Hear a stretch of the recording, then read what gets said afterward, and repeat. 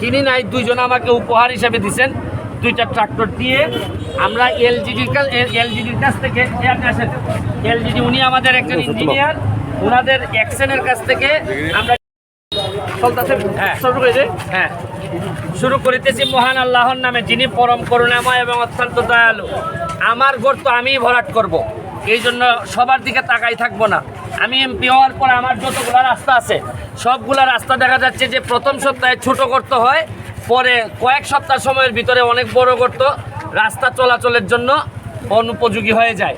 এই জন্য আমি সিদ্ধান্ত নিয়েছি আমাদের গর্ত ভরাট করার জন্য, রাস্তার গর্ত ভরাট করার জন্য নিজেরাই ট্রাক্টর কিনে আমরা কিনা নেয় কিছু বিটুমিন নিছি, নিয়ে কিছু পাথর নিছি, নিয়ে বালু নিয়ে আমরা এখন পুরা মাধবপুর এবং সোনারঘাট 2 উপজেলায় এই ট্রাক্টর সবসময় চলতে থাকবে এবং এই বিটুমিন আর পাথরের মধ্য দিয়ে আমরা রাস্তা ভরাট করব।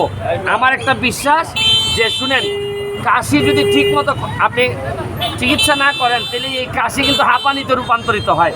রাস্তার ক্ষেত্রেও গর্ত ভরাট যদি আপনি না করেন তখন পরবর্তীতে এই গর্তের কারণে রাস্তা পুরোপুরি নষ্ট হয়ে যায়। আপনাদেরকে দেখাচ্ছি যে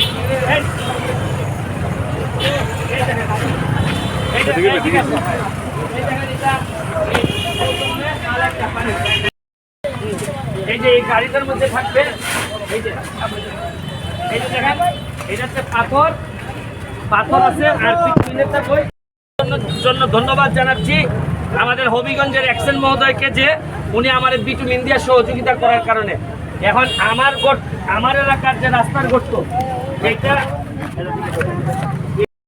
এই ধারণাটা যদি আপনাদের ভালো লেগে থাকে সব এলাকায় আপনারা এটা ব্যবহার করতে পারেন। কারণ মেনটেনেন্সের জন্য যে পরিমাণ টাকা খরচ হয় আসলে প্রপার মেনটেনেন্স শেষ পর্যন্ত হয় না, বিভিন্ন আমাদের কারণে শেষ পর্যন্ত আর কিছুই করা যায় না। তাই আমি বলছি যে এই প্রজেক্টটা হাতে নিয়ে দেখেন আপনার এলাকাটা আপনি সেভ করতে পারবেন। আজকে শুধু বিদায় নিচ্ছি, একটু দেখাই দাও যে এই উদ্যোগটা ট্রাক্টরের মাধ্যমে জনস্বার্থে এই ট্রাক্টরগুলো নিয়োজিত, এরা জনস্বার্থে কাজ করে যাবে। ভালো থাকবেন, সুস্থ থাকবেন। আর আছে আমার ইঞ্জিনিয়ার সাহেবের কাছে একটু ইন্টারভিউ নিয়ে নাও, একটু 1 মিনিট একটা ইন্টারভিউ নিয়ে নাও।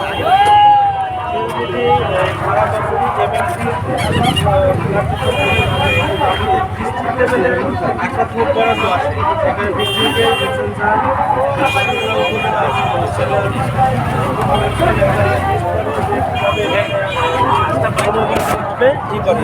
জরুরিভাবে করে, সেক্ষেত্রে আমরা সামান্য বরাদ্দ পাই, কিন্তু এখন আমাদের এমপি স্যার